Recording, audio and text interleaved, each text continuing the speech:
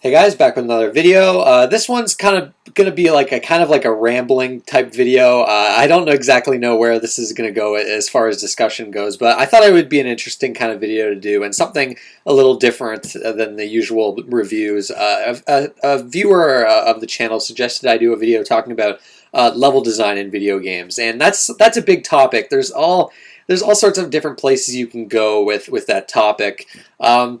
So I apologize if this video does come across as rambling because I'm just going to kind of jump point to point.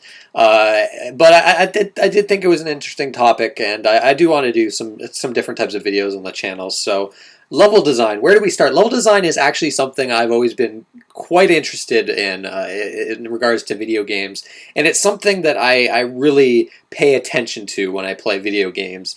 And it's hard to exactly describe what makes like what is a good level and what kind of makes terrible level design and what makes really good level design. And really, you have to look at things, I think, on a game by game basis because if you compare level design in like a 2D platformer compared with a first person shooter, they're both very different genres, and levels in those games are going to be very different from one another. So you kind of have to compare in similar genres. So I feel like I guess I'll just talk about the different kind of genres and level designs and level designs in games. So some games that I think have like fantastic level design, and maybe some games that I think have terrible level design, and kind of the difference in level design from like old games and new games in the same genres too. And I think we're going to start off with actually something that, like talking about two games I've never really played all that much, unfortunately. And that is, I want to bring up this example because I've seen an image floating around for these two games and comparing the level designs for each game. And I think it was the Thief 2, I want to say, and then the new Thief reboot that came out a few years ago now.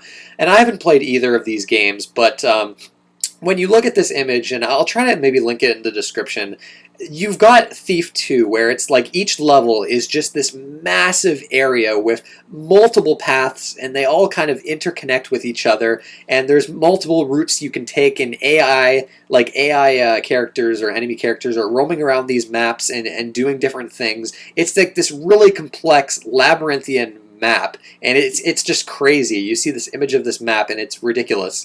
The complexity there, and how dense this map of this one level is, and then you compare it to the Thief reboot, and it's just like one like hallway type corridor that like kind of branches into three other corridors, and then like some hallways connected from them. But it's like this it's very simple. It's really simple level design, and that's it. People always bring up that image with when people talk about the Thief games and why that new Thief game was terrible. I know that game got a lot of hate. A lot of people just absolutely couldn't stand that game, and I feel like that's a big reason why, is the level design was just simplified to such a degree that it was just not enjoyable, and it didn't capture what made the original Thief game so good.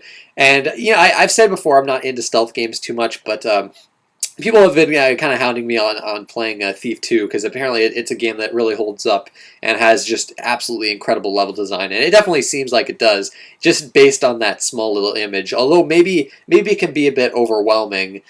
So with that, let's jump into kind of first-person shooters, which I think is where you see some interesting level design comparisons. Now, first-person shooters, obviously we started off with things like Wolfenstein and Doom, where the levels were actually fairly complex. You had like just multiple corridors, multiple big rooms, and multiple key cards that you had to collect to kind of open up different doors. And some of the levels in the later levels in the original Doom game, for instance, get very tricky. Not just because the enemies are quite tough, but because it actually takes some skill to figure out your way around these environments. I remember in particular some of those later maps, just they were maze-like.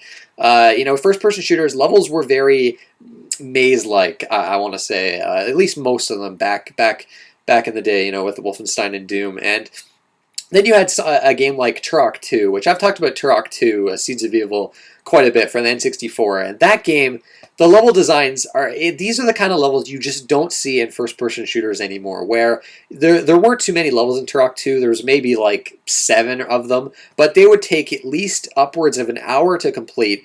And they were like these massive levels with multiple ways to go, switches everywhere, hidden doors, hidden secrets, multiple different keys you had to collect to unlock. And you could, like, there was backtracking involved. Like, you had to do a lot of backtracking in these environments.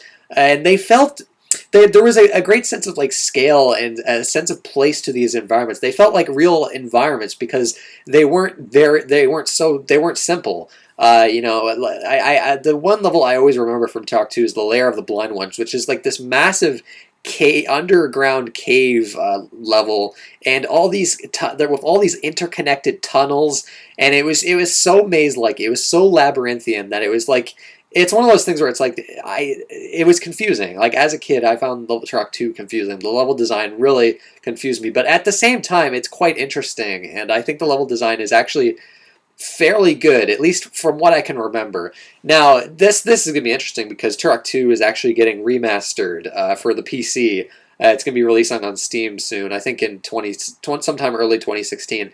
So I'm going to be playing that game for the first time in years. So I have a feeling the level designs aren't going to hold up too well in some spots, especially in terms of like how maze-like they are. But at the same time, exploration is probably going to be more rewarding there.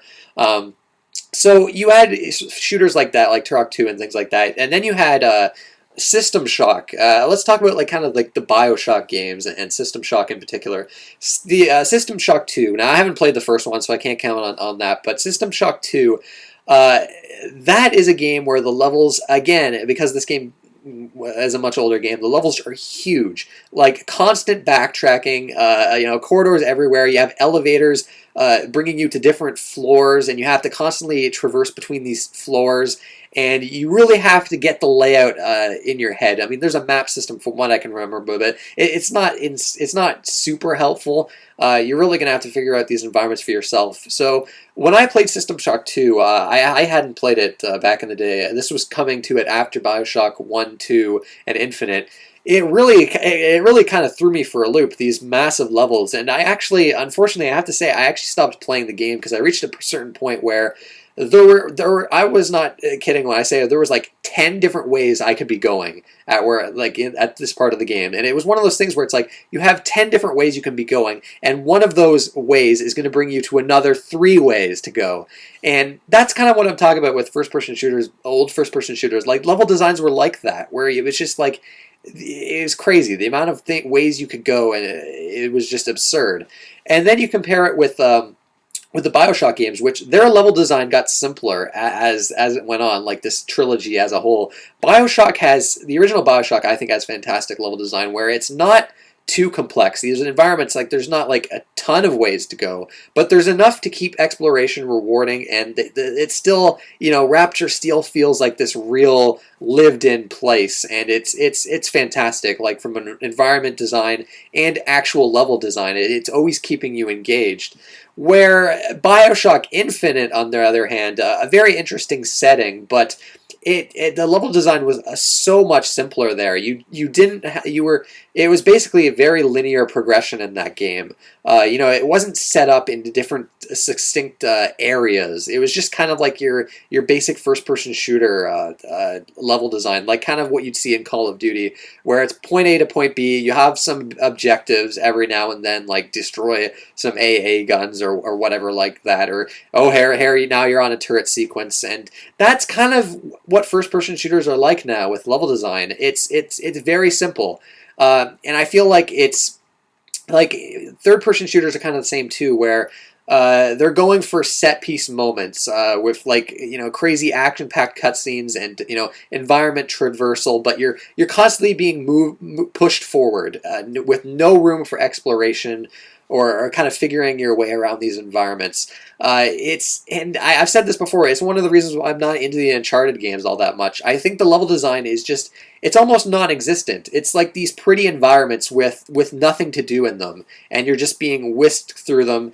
shooting a bunch of enemies, clearing out an area, and then moving to the next beautiful set piece moment. And it's, it's level design in that way for shooters, I think, has kind of regressed.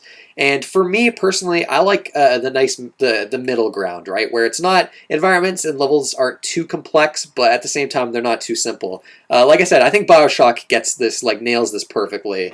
And again, I'm gonna have to mention the From Software games, the Demon Souls games, Bloodborne in particular. The level design in these games, I think, like, for my money, they're the best, like, in video games right now.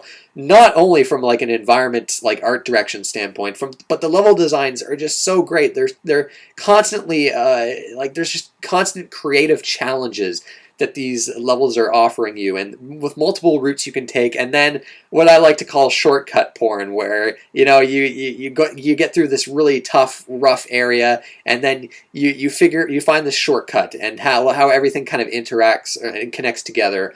For instance, the original Dark Souls, when I first the Undead Parish, when you first reach the Undead Parish and you take the elevator back down to Firelink Shrine, like that to me is a fantastic moment in level design, and that's kind of just one example of how, like, the Souls games have just such amazing level design, and it's what I always look forward to the most, actually, with Souls games, is level design. Other genres, I mean, we have platformers, which for me, it's some people might look for different things with level design and platformers, because you've got some platformers that focus more on puzzles and puzzle design, and I'm more into the platforming levels that are just there to make your hands sweat and offer just, like, intense actual platforming. The traditional kind of level design, like what you'd find in Super Mario Brothers 3 or Super Mario World. That kind of style I really like, especially when a game, a 2D platformer, offers, like, a really nice level of challenge. But yeah, I mean, that's about it. There's all sorts of other genres I can think of, like the Metroid games are always really good with level design. Metroid Prime, I thought, had really fantastic level design in a 3D first person space.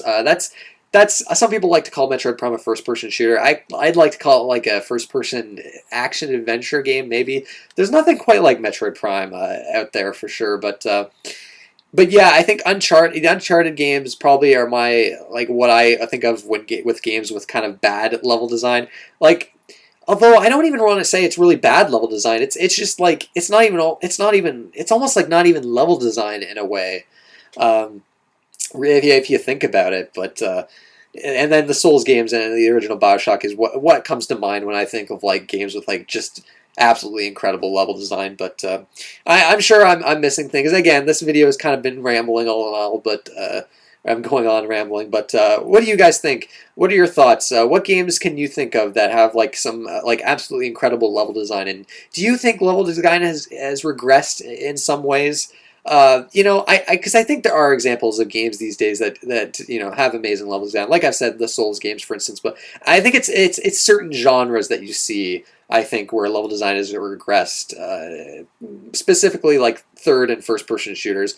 But some games, I gotta say, some games, like, a more linear approach to level design actually works. I'm playing Devil's Third right now, and that game has very simplistic level design where you're just going from point A to point B, shooting a bunch of guys. And I think with that game, it kind of works. I think, like, I'm having fun just kind of going guns blazing. But for whatever reason, in the Uncharted games, it doesn't work for me. Like, I don't know. It's weird. Again, it kind of depends on the person, I think. Some people might find that what Uncharted does just works for them personally. So I don't know. It's all up to the player, really. But obviously, some games I feel kind of have rubbish level design. I think that Thief reboot probably has a good example of really bad. I've heard the original Deus Ex has really good level design. I definitely would have. I need to play that game someday. But yeah, that's it, guys. I want to thank you for watching, and I'll see you next time.